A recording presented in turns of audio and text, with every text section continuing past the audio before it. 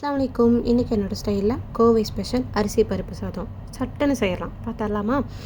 ஒரு 1.5 கிளாஸு, அதாவது 1 கிளாஸ் அரிசியும் 1/2 கிளாஸ் பருப்பு ஊற வச்சுருக்கேன். 20 பல் சின்ன வெங்காயம், ஒரு 3 தக்காளி போதும். அப்புறம் ஒரு 5-6 பல் பூண்டு, 6-7-8 பல் பூண்டு எடுத்துக்கோங்க. அப்புறம் ஊற வச்சு ஒரு 1 மணி நேரம் ஊற வச்சு முடித்த பிறகு எண்ணெய் 3 டேபிள் ஸ்பூன் எண்ணெய், கடுகு, கருவேப்பிலை, ஜீரகம், வரமிளகு போட்டு நல்லா தாளிச்சிக்கலாம். பின்ன வெங்காயமும் பூண்டையும் நல்லா குட்டி குட்டியாக அரிஞ்சு போட்டு தக்காளியும் போட்டு நல்லா வணங்கினதும் ஒரு 2 ஸ்பூன் மஞ்சளும் போட்டு நல்லா இலக்கி விட்டு நம்ம ஊற வச்ச அரிசியும் பருப்பு போட்டு நல்லா கிளறிக்கணும். கிளறின பிறகு நம்ம தண்ணி ஊற்றணும். நான் 1.5 கிளாஸ் அரிசியும் பருப்பு எடுத்துருக்கனால 2.5 கிளாஸ் தண்ணி ஊற்றிக்கிறேன். ஏன்னா 1/2 கிளாஸ் தண்ணி ஏற்கனவே அதில் கொஞ்சம் இருந்தது, ஊற வச்ச தண்ணி ஊற்றிருந்தேன். அப்புறம் தேவையான அளவு உப்பு போட்டு உப்பு பார்த்துட்டு மூடி வச்சு கிட்டத்தட்ட ஒரு 3 விசில் கரெக்டாக விட்டு எடுத்தனையும் கரெக்டாக வெந்திருந்தது.